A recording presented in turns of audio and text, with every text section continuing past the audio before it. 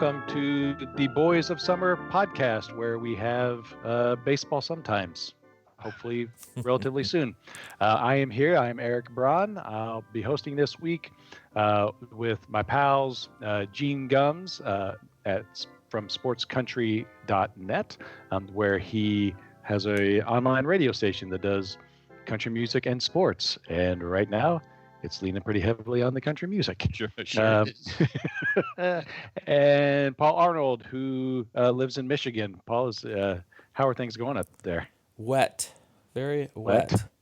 I've seen that. I've seen some pretty wild drone footage. Yeah, so my hometown is Midland, Michigan, and it made the national news because two of the dams broke on this one river system. And in Midland, we always grew up with flooding when there was heavy rains, but never like this.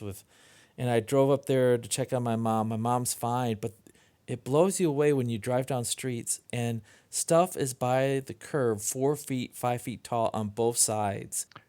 And the Tittabawassee is like one of the most polluted rivers, at least when I lived up in Michigan. It was incredibly polluted. It was like right on the Dow campus, right? So when we played sports in Saginaw and other cities, they'd say, "Hey, Arnold, do you glow at night when you turn off the lights?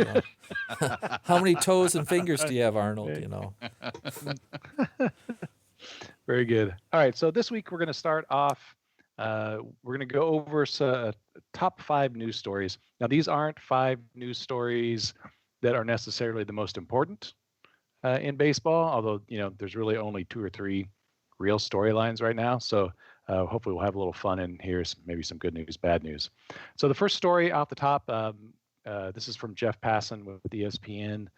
He's got sources who are saying the MLB Players Association has proposed a 114-game season in their counterproposal to the 82-game season that the MLB initially proposed. What the story says is that the association delivered a return-to-play proposal to the MLB on Sunday that includes a 114-game season, deferred salaries in the event of a canceled postseason, and the option for all players to opt out of a potential 2020 season due to coronavirus concerns. So, guys, what do you think? Are we going to see baseball sooner rather than later? I think we're still going to see it. By the way, I'd like to say I applaud the 114-game season. I much like that more than the 80 game they were talking about. And I love the fact that the players themselves were open to playing some double headers so that they could get to that number. Because in the past, a lot of the reason they say double headers don't happen is because of the players union. And I really applaud the fact that they were willing to step up and do that. So I think it's going to happen. I just think it's not about the number of games really, though. It's about money, and it's about what kind of cut these guys are going to have to take and pay. And the players don't want to take any cut. Right. And so I don't know where the rubber meets the road here. And I get where the players are saying, hey, we got to put our lives on the line to play this game. I think that's a little bit overblown, not for nothing. I mean, I take my life just as much in the line when I go to the grocery store as you do matter of fact, maybe more than when you're on a baseball field and getting tested every day. So I get that they don't want to give up money, but at the same time, and I get that these owners are all, millionaires and billionaires, but at the same time, these owners are taking a big hit because they're not going to get any revenue from butts in the seats this year. So yeah, they're saying they're going to lose money on every single game. Yeah. So I don't the players have some responsibility to shoulder some of that burden? I'm not saying it has to be a 50-50 split, but shouldn't they have to carry some of that burden? At least I think they should. Yeah, you have to wonder going in to these, discussions between the union and the teams, what is the what are they expecting to get out of this? Are they going in just asking high and, hoping to come to some sort of medium? It doesn't seem they back down off of the salary thing really at all. So no. I'm a little concerned about if we're going to make the end of June date. I tend to think that we will, but man, it's these are a lot of big questions that the whole country is wrestling with. Mm-hmm.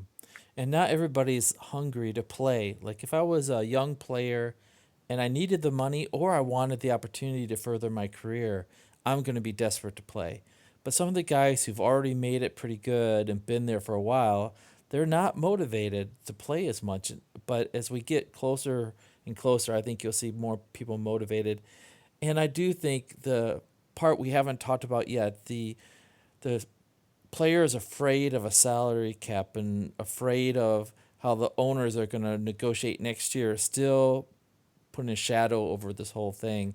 But Gene, don't you think the players come off looking a little selfish here, or do you think the owners look a little greedy? Where do you think it goes more? I don't think, my first reaction, I got really angry, to be honest with you, because the first person that was the poster child for this was when Blake Snell came out and said, I'm not playing unless I get mine, Not a good that look. was a little, no, that's a little tone deaf, Yeah, a little bit. we have people across the country that can't put food on the table, and you're going to say, I'm not going to play unless I get mine. So I think that's a bit of a problem. It's not a good look. Look, here's the thing. As far as the salary cap goes, look, you're still playing under the collective bargaining agreement that you have right now. Just because they're going to make some changes this year, this has nothing to do with the next contract between the players and the owners. That's to be decided. Why can't we just worry about what's going on now? And, the problem is you have a guy like Scott Boras getting involved here, who should be minding his own business, and yet we've got him going out and being a big spokesman and stirring everybody up. Let's worry about the salary cap if that's what they are worried about. Let's worry about that when the next contract negotiations come up. And you know what? Then maybe they're going to have to strike if that's what the owners are trying to do. I'm not convinced the owners are trying to do that, by the way, but you have people like Scott Boras getting people wound up unnecessarily, I think, about certain things. But boy, I tell you what, if you're the players, I get that you have to get paid, and I get that you want yours, but boy, you're going to come off you're going to bury the sport if you're not careful. When you've got NASCAR coming out there racing every week, right? And you've got basketball and hockey that already have plans in place, and you're not hearing all this squabbling about salaries. Now, I get it that those seasons were, almost done, so they're looking at the playoffs. But still, if you're the only sport that can't get your act together, you had a chance to be a leader. I saw this. I can't remember where it was, but they had a chance to be a leader in this. And now they could be the last ones, and they could look really, really bad here. What do you think about the provision that a player can just opt out of safety concerns? I think it's fine. Yeah. Yeah, I think that's fine. But I think also what's going to happen when the first player comes down with COVID. Like, I can't believe they're going to go through a whole season, whether it's 114 games or whatever, without at least one person getting it. And what is the ripple effect going to be? Just like NBA basketball, I think I'd be much more worried as a basketball player where you're bumping and rubbing against guys and sweat's going everywhere versus baseball. I mean, like you said, Gene, these guys are coming across like they're really putting themselves in danger. Come on, basketball players much more than baseball players. And football, when they get ready to go, I mean, I'd be worried more about that. But I guess the plans is that if somebody gets it, that guy gets quarantined for 2 weeks. It's going to be like he got, he hurt his knee and he's going on the DL and he's going into, double secret probation somewhere, and they're just going to continue playing, which I think is fine. But look, my wife works for Home Depot. She's a manager for Home Depot, and they have employees. If their employees are too afraid to come to work, the company has given them extra time off so that they don't have to come to work. And if they're at risk because they're maybe older or they have diabetes or high blood pressure or anything that could compromise their immune system, Home Depot is not making them come to work.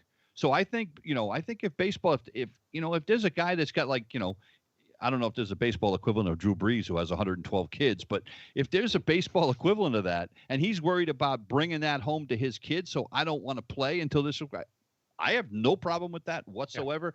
Yeah. And, he should still get paid.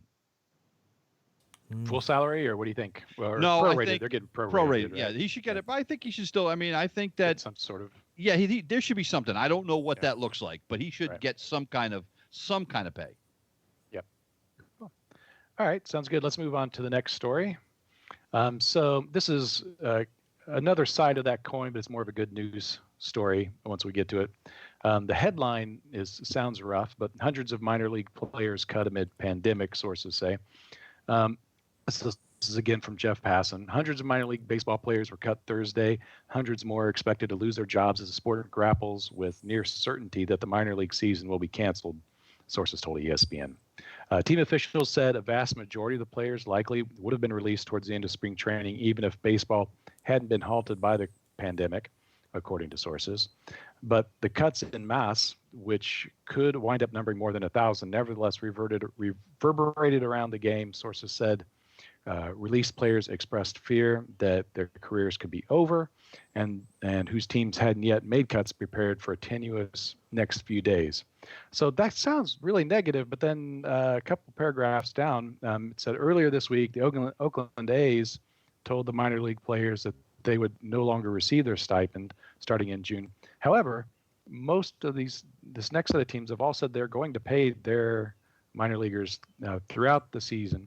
Right. And that's Houston, Miami, Minnesota, the Padres, the Kansas City Royals, Seattle Mariners, and then the next set of teams is going to pay them at least through June, and if not longer. And that's the Dodgers, the Mets, the White Sox, the Tampa Bay Rays, the Rangers, the Orioles, the Braves, the Giants, the Diamondbacks. So it seems like, I think it sounds bad, but it seems like a lot of these teams are really stepping up to help these minor league players.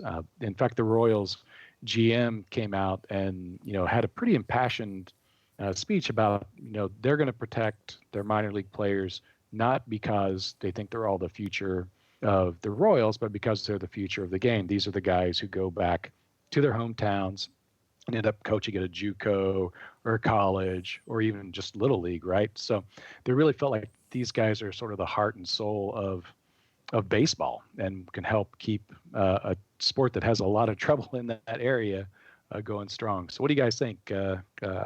Should the teams keep paying all these minor leaguers, or what do you think?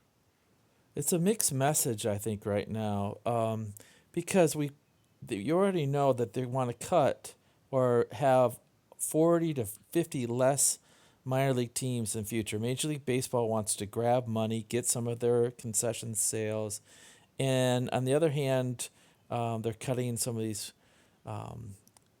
players off. And yet you hear players like even David Price, who I know Gene just loves as a player, offering to pay $1,000 for everybody in the Dodger organization in the minor leagues. So I am a huge proponent that the minor leagues are so key to the future success of baseball. Like they're saying, they're the passionate guys, even if they don't make it to the majors, who go back and coach a little league and coach American Legion and teach their kids. And I looked at the 40 to 45 teams that they want to cut from minor leagues. I have to admit, none of them have the long history as maybe some of the other ones like the Durham Bulls or Toledo Mud Hens or whatever. But yet, I don't think Major League Baseball they're just like 0 for 2. I really feel like they're 0 for 2 right now, and it pains me to say that because it's the sweet science, right? It's the beautiful game. Gene, were you surprised David Price made that offer? Yeah, I was actually, and good for him. I mean, good for him. You know what? I'll give him that. That was great. This brings to my point where we're talking about the players saying, I got to get mine. All these guys in the major leagues, I got to get mine. I got to get mine. And perhaps if the players were willing to not get as much, the owners would be more willing to pay all these minor league players. I mean, that's part of the issue that we have here is that we already know the owners are going to lose money every game because there's no concessions, there's no butts in the seats, there's no parking, there's no nothing. So they're not going to make any revenue that they normally make. So they're not going to be, they can't, for lack of a better way of putting it, they can't afford to pay, all the minor league salaries for guys that, on 6 or 7 or 8 different teams because they're already losing money. But maybe if you had some of these guys step up, and I don't, $1,000 for each guy like David Price. It's a nice gesture, but it's going to take a little bit more than that. But maybe the owners would be more willing to step up if the players, the Major League Baseball players, were willing to give a little. For sure, yeah. The guys in the big leagues need to definitely step up and maybe have a heart-to-heart without the union leaders. I'm obviously the union leaders on the team, but just talk about the future of the game and how they can, make it happen. And I think that's the point. You hit it right on the head. This isn't about 2020. This is about the future of the game, of showing people that baseball will do things the right way, and that we are not willing to risk losing a generation of fans that get disgusted with the way we're conducting our business. We are already struggling to get young people to the sport and to watch the game on TV. And it's so expensive to take them to a game back when the days when you could go to a game. Yeah. But it's so but we're losing a generation. And now if you compound it by this and looking greedy and looking like you're tone deaf. But Gene, who could be the leader of the players? Like, look in the NFL. Mike Trout. But If he's Mike not Trout vocal enough, though. I don't. Does Mike Trout want to continue making all the money that he's making? Yeah. You know what? If he does, he needs to be a leader. You know what? Step up. You get him or get Bryce Harper or get these guys that are making the ridiculous amounts of money and just have them say, hey, look, fellas, we got to suck it up. We're talking about sucking it up for 6 months. Okay? We're not saying we're not going to make any money, but we're already making monopoly money. We're making more money than we can spend. So how about if we just suck it up for 6 months? And I'm not saying you got to work for minimum wage, but good Lord, there's got to be a happy median somewhere where they can figure this out and get these games going, keep the fans. I mean, look, with what's going on with sports right now, you want and the fact that you can't go to the beach, you can't go to a restaurant. There's so many things you can't do in a lot of places in this country. It's a captive audience. NASCAR's ratings are through the roof right now because there's nothing else to do. You're missing an opportunity here, and you need somebody. Mike Trout is the best player in the game. How about Justin Pedroia? I heard an article, or saw an article that when he comes into the clubhouse, all the other players just have so much respect for him.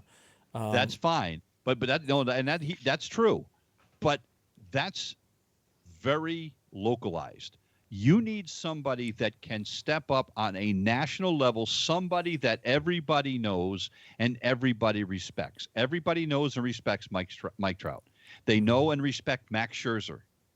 Yeah, I agree. Or Justin Verlander or Bryce Harper or I don't know, Anthony Rizzo. There's so many guys there. Christian Yelich. There is probably a dozen guys out there that could step up and everybody would listen. The Red Sox will listen to Dustin Pedroia, but not everybody's going to. Right. And so who is going to gather these guys and say, let's stand up and, be a leader? And I really wonder about that because there's only one guy. There's only one guy that can do that. Tony Clark, the head of the Players Union. Mm-hmm. Tony Clark is, and this is my problem. Tony Clark is striking the wrong tone here. He's immediately made this adversarial. And I don't know whether it's because he's got Scott Boras in his ear or what, but if Tony Clark went to some of these high-profile guys and pulled them into a room and said, fellas, we got to figure this out. We got to help this game. What can we do? And let's worry about the next contract when the next contract comes up. He's the only guy that can do it, because I don't think Mike Trout, as you said, he's very quiet. I'm not sure he would do it on his own. Mm-hmm. All right. Well, that was an excellent discussion. Let's move on so we keep these headlines rolling and we can get to Act 2. So the MLB draft is coming up, but it's going to be much shorter. I usually could care less about the MLB draft. Why is that, mostly Eric? because they draft 1 million people, and you never know who's actually going to make it. I mean, when was the last time a slam dunk number one pick actually Bryce came Harper. through? Was he a number one pick? think so, wasn't he? Was he? Okay. All right. I don't know. I have no idea. But you're right. See, The it's draft my point. is not watched very much in baseball. Yeah, no, yeah, it's the least interesting draft of them all, probably. But there is an interesting thing this year. So for you tennis fans, the son of Andre Agassi and Steffi Graf could be a future ace. To answer your first question, and this story is from Anthony Castrovince, maybe from You can tell MLB.com. Eric's a writer. He's giving credit to everybody here tonight. So good Yes, job, Eric. exactly. Thank you. So to answer your first question, no, Jaden Agassi never really got into tennis. Oh, he's dabbled in the sport associated with his world famous parents, Andre Agassi, and Steffi Graf. But that usually just results in Jaden smacking the ball as hard as he can with no regard for the rules or the lines. His mom and dad can save their 30 combined Grand Slam singles titles. Jaden just wants to hit Grand Slams. I love baseball, he says. I love the teammates, surviving and fighting with your brothers. Every game comes with a new set of challenges, and I really love figuring those out. So, Paul, would Andre Agassi have made a good baseball player? It's all about the hair, man. It's all about the hair. Oh gosh. Formerly. Yeah, I remember. Boy, I've actually changed my approach to Andre Agassi. It's a great book. He wrote an autobiography that is fantastic.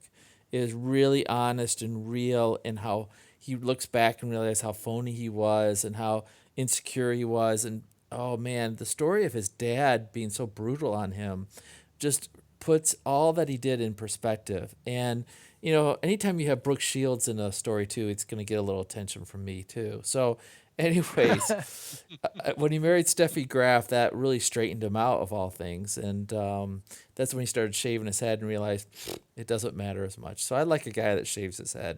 Can you relate, Gene? Yeah, for sure. Yes. Yes. Yes, we live it. So, but I think this is very true that you get somebody with, those genes of, they have the physical talent and channeling it into something that works for you. And the one thing Agassi always said in his autobiography is he always felt so alone in tennis.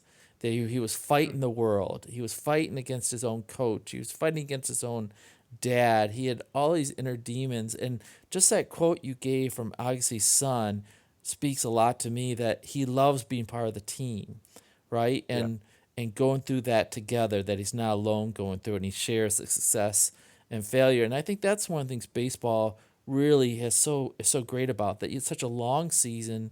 You really get to know your teammates, and I think so that's one of the beauty of it. And I'm trying to think of another athlete son from another sport that came to play baseball, and I can't think any. Can you think any, Gene? No, I was just trying. I can't Schlereth, the guy who played offensive line for the Denver Broncos. His son was a relief pitcher, right? For the Tigers. Yeah. And I can't think of one. No. Wow. By the way, I was just looking. You're talking about the draft. Yes. The last 20 drafts. Mm-hmm. Okay. There's been 8 number 1 picks that are what you would consider superstars. Oh, really? Carlos Correa, Mm-hmm. Garrett Cole, Bryce Harper, Steven Strasburg, David Price, Justin Upton, and Joe Mauer. Oh, and Adrian Gonzalez as well. But the next guy that I guess, and I don't think he's going to be a star. Remember Dansby Swanson was getting all that attention when he was drafted by Arizona, and now he's got traded to Atlanta, and I think he's going to be an okay player, but I don't think he's going to be a star. But there's it's better than you think. It's better than you think. Maybe I'll actually pay attention to the first. Nah, don't get carried away. Yeah. Well, actually, you know what? Although with what they're doing to the draft this year, it'll be a little bit easier to pay attention to, because it's only going to be 5 rounds. Yeah, it's very short. So, that's actually, that's going to be really strange. I'm not a fan of this at all, because a lot of college coaches are upset. Well, yeah, because now college coaches are going to be, I hate to put it this way, but now they're going to be stuck with players staying in school. Right. But they plan on these guys getting drafted. So when they recruit, they're figuring, well, this guy's going to get drafted after his sophomore year, so I'll have this scholarship. And they've already got somebody lined up. Well, now all of a sudden they're going to have a problem. The NCAA is actually talking about changing roster limits so that they can carry some extra guys because of the sudden change that Major League Baseball is doing. But yeah, I mean, it's going to help out a lot of teams too, because now you can sign any of these guys that don't get drafted in those 5 rounds. They're all free agents. So, right. Guys that you didn't think you used to have a shot at, now all of a sudden, a lot of teams are going to be out there looking for them. The problem is that they can't give them the big bonus money. So now that's why these kids are thinking about going back to school, because I think if they don't get drafted, the most they can get for a bonus, I think, is $20,000. Wow. Yeah. It's like the old days. That's like the real old days. Is this because Like baseball is back worried when about? Gene had hair days. Are they worried about losing money? Is that why they're making all these changes? Oh, yeah. This is all part. Sometimes, I wonder sometimes if Rod Manfred really understands baseball and if he really cares, because the draft has been something for a while, and now you're taking away the dreams of so many kids. Yeah, that's it's just going to introduce so many problems to just the whole food chain of the MLB. So, all right, let's move on. Yep. So here's another good news story. I think maybe the big sexy comeback. Bartolo Colon wants one last spin in the MLB. Come on, I didn't see that. Really? It's true. Yeah. Although he's a little concerned, and this is I actually pulled. I got a pull quote. He's not happy that with the that they've been talking about introducing a universal DH. He said, in general, when it comes to baseball, I don't like all the changes they're putting in, said Colon, who turned 47 Sunday. Nowadays, baseball has too many changes. We've never seen so many home runs. Right now, the game is only for hitters. So what do you think? Is Bartolo coming back? And if he does, will he get another home run? What do you think? Wow. I'll throw it to Gene. I don't think he's coming back. Do you think, Gene? No, I don't think he would. I mean, he may want to come back, but but I don't. I'll tell you what. If the minor leagues were playing this year, I think there would be a better chance that he would get a minor league contract with somebody, have a chance to go to AAA for a little while and prove himself. I can't believe with what's going on with baseball this year that they're going to have room for a 47-year-old fat guy just wanting to go out and get one more trip around the league. I don't think it's going to happen. And by the way, shut up about the DH. I mean, I don't like the DH. I hate the DH. But Bartolo Colon, I mean, look, awful hitter. He was the perfect example of even a blind squirrel finding a nut every now and then. Because he has an awful swing and did you ever hear the call that Gary Cohn had in New York when Bartolo Colon hit that home run? I did, yes. The impossible has happened. That's what he said. The impossible has happened. So which comeback is more unlikely, Mike Tyson or Bartolo Colon? Well, I think Bartolo Colon is less likely because it's a team sport. Mike Tyson's coming back. Supposedly, the thing with Tyson and Holyfield, that's just supposed to be for charity, right? That's not like a for real fight, is it? Wasn't that just a charity thing? I don't know. For 3 rounds or something? That can't be for real. If somebody asked me to get in the ring with Mike Tyson because it's for charity and he's not going to try hard, I would still not get in the ring with Mike Tyson. I agree. He's no, me either. He's scary. Yeah. I think that can't be for real. Yeah. Didn't Mike Tyson marry a psychiatrist too? I think he really did. I'm just saying. On. Yeah. That's hilarious. Oh, a live-in case study. Yeah. Yeah. All right. Well, this is actually a perfect transition to the last story, and probably my favorite story that I've read on baseball in the last decade. So here's a judge. Lenny Dykstra's reputation is so bad it's legally impossible to libel him. So apparently Dykstra sued Ron Darling for defamation and intentional infliction of emotional distress. The suit arose out of claims in Darling's then recently published autobiography alleging that Dykstra shouted racial slurs at Red Sox pitcher Dennis Oil Can Boyd before Boyd took the mound at the '86 World Series. And Dykstra has sued Darling over this quote, but the judge threw out the lawsuit, and I'm just going to read directly from the judge's statement. So, based on the papers submitted on this motion prior to the publication of the book, Dykstra was infamous for being, among other things, racist, misogynistic, and anti-gay, as well as a sexual predator, a drug abuser, a thief, and an embezzler. Further, But besides Dykstra had that, yeah. Further, Dykstra had a reputation largely due to his autobiography of being willing to do anything to benefit himself and his team, including using steroids and blackmailing umpires. Considering this information, which was presumably known to the average reader of the book, the court finds that, as a matter of law, the reference in the book has not exposed Dykstra to any further public contempt, ridicule, aversion, or disgrace, or evil opinion of him in the minds of right-thinking persons, or deprivation of friendly intercourse in society.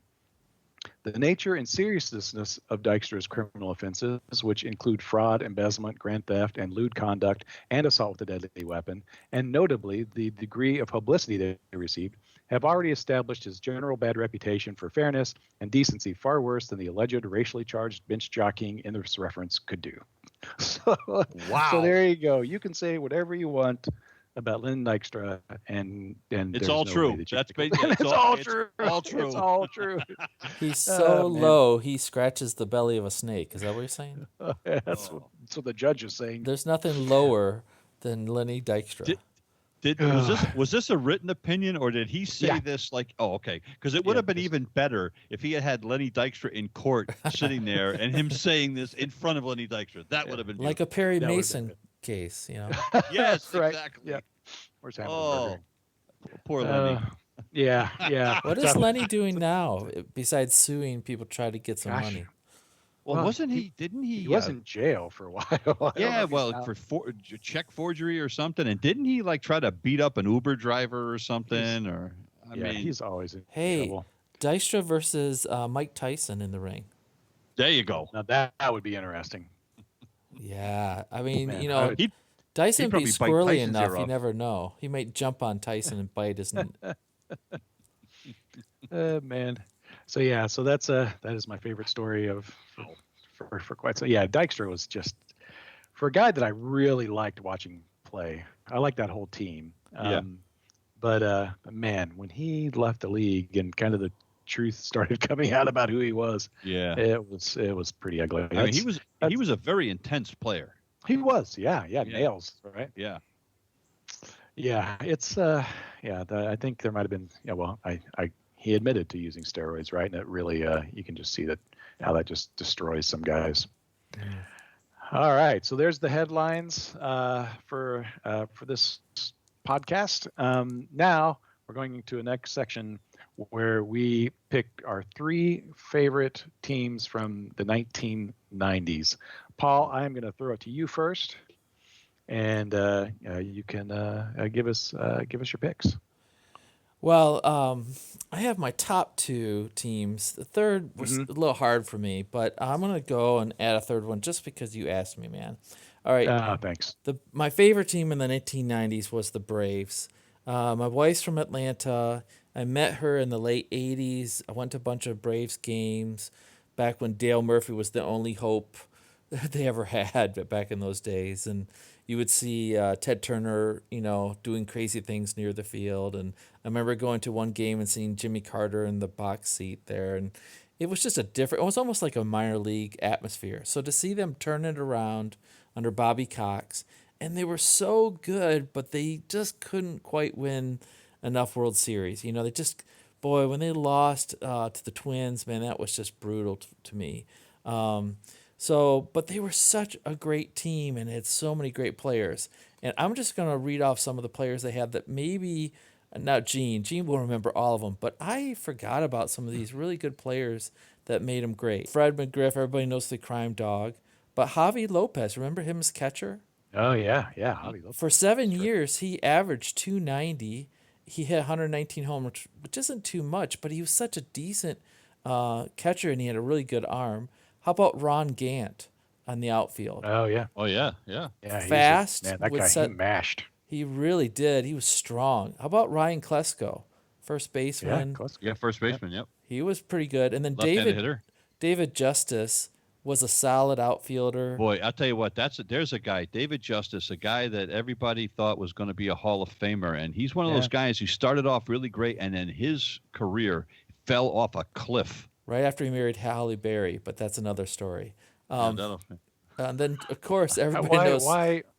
Why somebody would cheat on Halle Berry is just the dumbest. I just can't imagine what was going through his brain. What were you thinking? I agree. Before we get in trouble, I totally agree with that. The James Bond movie with her in it, I'm just saying. Oof. Yeah. What was he thinking? He wasn't. Let's just put it that way. He was not.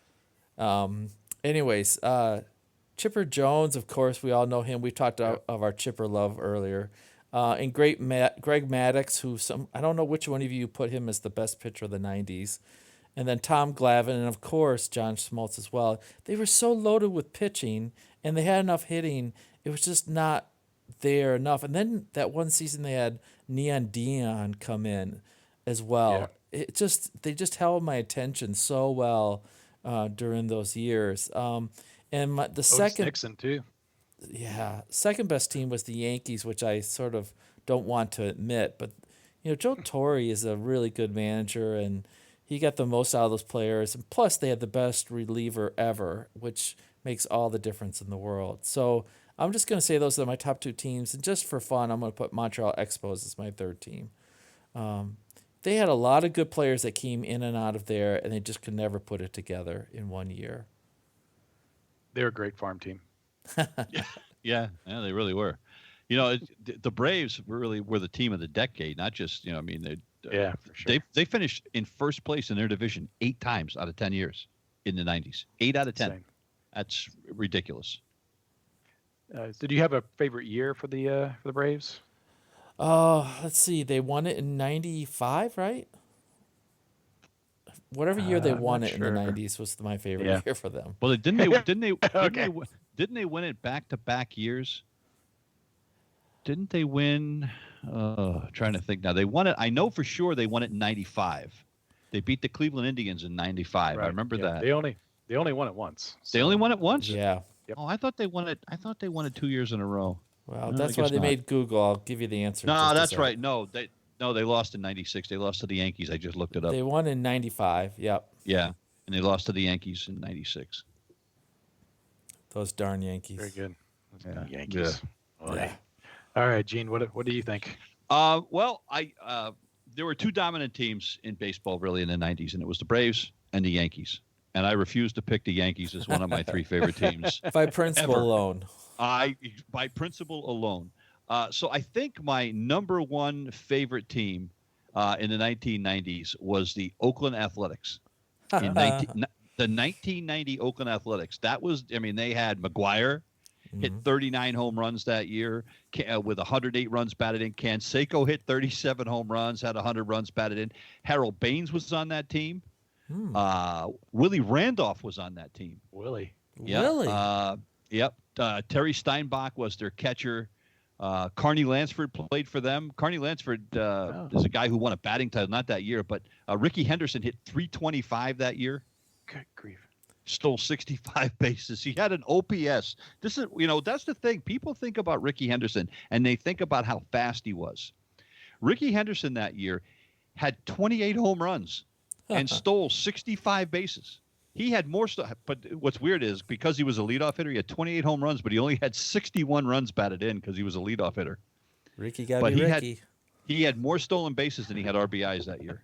But he hit 325 and had an OPS of 1016. So more stolen bases and RBIs. How about that's that? A hell of a stat. But that was, and that was the year Dave Stewart had a great year that year. He won 22 games, but the guy that was the ace of their staff, and a lot of people think it was Stewart. Bob Welch that year went 27-6. Remember him? He started out his career with the Dodgers. Yep. And then he 27-6 with a 2.95 ERA that year. So that was my favorite team. Just because I wasn't picking a Yankee team, I didn't care. We didn't say favorite. We did say favorite, not no.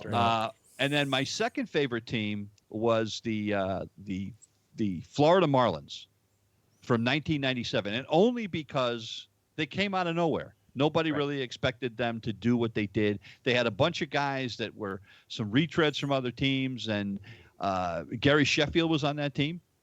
He was only 28 years old. Jeff Conine, remember him? He had a hell of a year that Conine the year. Barbarian. Yep. Bobby It's been several Bonilla was on that team. Bonilla hit 300 that year. But they had a bunch of guys. They didn't have a lot of superstars. They didn't have anybody hit more than 23 home runs on the team. That was the ultimate team because they just rolled out a lot of guys and they found ways to beat you. And then they had a pretty good 1-2 punch at the top of the rotation. And Kevin Braun, Braun won 16 games that year. Alex Fernandez won 17, and Al Leiter was on that team as well. So that was my second favorite team, just because they were the ultimate team. They didn't have a bunch of superstars. They just found ways to win. Was that Leland as manager of that team? I believe. No, yes, he was. Yeah, they did. They won 92 games that year. Leland was the manager, and Dave Dombrowski, by the way, the former Red Sox general manager, was the GM for them that year. And then my third favorite team was the Minnesota Twins from 1991, simply because I love Kirby Puckett. Yep. And he had 319 that year, and he was unbelievable. He was talk about a guy. You know what he was? He reminded me of Tony Gwynn. He was kind of the American League version of Tony Gwynn, a guy who always had a smile on his face, could fall out of bed and get 3 hits, and just a guy that loved playing the game. They had Chuck Knobloch on that team. Ken Herbeck was on that team. Chili Davis had a pretty good year that year, hit 29 home runs, drove in, I think, 95 runs, something like that. And then, of course, at the top of the rotation, Jack Morris, who won 18 games, and Scott Erickson, who won 20 that year. He won 20 and 8. But great team. Tom Kelly was the manager, and they won 95 games that year, and they beat the Braves. Matter of fact, in the World Series, 4-3. Yes, Great tell World me Series about as it. well. Yeah. But so those are my 3 teams from the 90s. And I'm sure. And by the way, I'm sure some of those Yankee teams were better, but I'm sorry, just can't do it. I can't do it. We're right with you, Gene. It's okay, man. We're there for you. Yeah. All right. Yeah. I also have similar feelings about the Yankees, so I left them off my list purely out of spite. So I picked the Braves. Of course, were my top team for the decade, the '91 team especially, just because I just going worst from worst to first, and then just the Sid Bream play where he went from first. Oh my God! Yeah, that was great. Just one of the all-time great. The way he slid, it was slow motion before slow motion. It was. Who needed slow motion? Oh man, yeah. So I love that team, and I think they had it's a different lineup than what you see like later on in the decade. I don't think Maddox was on the team yet. I don't see his name on the roster. So yeah, it was really when they were just getting started, but they were just a lot of fun to watch. Just that any time you're around a town and they're going from worst to first, that's just an incredible experience, right? So next up is kind of ironic considering what we were just talking about on the last story. With the '93 Phillies were just one of my all-time favorite teams. They were just so much fun with Kruk and Dykstra. They also had a couple of my favorite Royals players from back in the day. Jim Eisenreich, you may or may not remember. Oh yeah, I remember. Yeah, Eisenreich. Yeah, he was on that. He was on the '93 Didn't he have a unique batting thing that he'd pump his arm? So didn't he have Tourette's syndrome or something? Yeah. He had Tourette's syndrome. Yeah, so he would kind of twitch when he was up there at bat. And he married one of my fraternity's little sisters, so we got to hang around him a little bit too. So you're like family, man. Yeah. We're practically family. Yeah, for sure. And they had Kurt Schilling, of course, before he went crazy. Who else? Darren Dalton. Yeah, so they just had. I mean, those guys were just a lot of fun. Jim Fergosi's the manager of that team. And I really like Jim Fergosi. Yeah. And then my last team, and this is a pure homer pick, but the '94 Royals, who were on track to have one of their best seasons. Oh my goodness! Their best Gene season. didn't say the of Red the Sox, 90s. and I didn't say was the the last- Tigers. So We you've had to gone have, homer we had on to us. have Shut one out. homer. We had to have one homer. I've, It's all I've, right. I've been shut out, from talking saying nice things about my team. So we're going with the Royals, the '94 Royals, and you can't prove that they weren't going to be World Series champions because, of course, that was the strike shortened season where there was no World Series. But the Royals had Mike McFarland behind the plate. Had Wally Joyner. Yep. Wally. We had Greg Gagne, you might remember, and Gary Gaetti were shortstop and third base. Vince Coleman, speedy. Vince Coleman played. Vince Coleman He did. was on that team. He was, yeah. Brian McRae, Hal McRae's son. Hal McRae was the coach, and Brian was a speedy, incredible center fielder. That was not his. Let's see, what did he end up at in the 273? That was probably one of his better years. He was never ended up being super strong with the bat, but he was incredible out there in center field. But and we had David Cohn that was pitching towards the end of his career. Kevin Apier, who was one of the best starters of the 90s. Yep. Jeff Montgomery, one of the best closers. Tom Gordon was still pitching middle relief at that point. So actually he was probably starting still then. But anyway, they had a really strong. Gubazah was still pitching with them at that point. Mike Ignante. 94 was a strike year, but it was also they were still. That was the first year I think they went to the 3 divisions too. They went. That was the first year they had the Central Division instead of just an East and a West. Oh, really? I didn't remember. Yeah, that was when they started the 3 divisions. Yeah, so I really, that was like the year where you could see the team was starting to gel. They'd gotten a little bit hot, and they were always a second half team. I think they were 4 games out. Yeah, they finished 4 games behind the White Sox. Yeah, but we had high hopes, and so. Well, no, it's actually when you look at it, I mean, they had a better record than the only teams that had a better record than them were the Yankees, the White Sox, and the Indians. They were better than everybody else in the American League. Even the Baltimore Orioles, who were in second place in the East, only had 63 wins. The Royals had 64. So there you go. Give them another 20, 30 games, they might have pulled it off. Done it. I know. So there we go. There's my extreme homer pick for the. Somebody had to do it. Somebody had to do it, right? That's pretty good. We've gone 45 minutes into the podcast, and you didn't talk about the Royals until now. I think that's pretty good. I think I really have applied myself here. And Darren Dalton, you're talking about who played first base for the Phillies.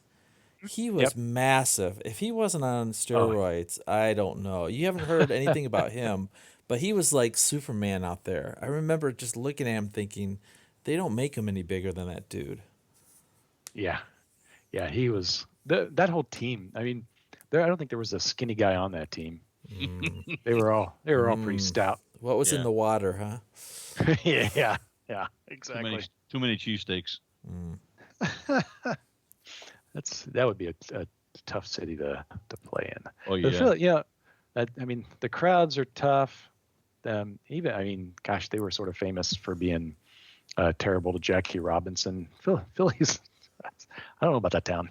That's where my family comes from. My mother and grandmother were born in Philly. I have cousins in Philly. I was just down there last year. Matter of fact, I'm going down. Well, actually, I was planning on going down to a Phillies game this year, but that's not going to happen now.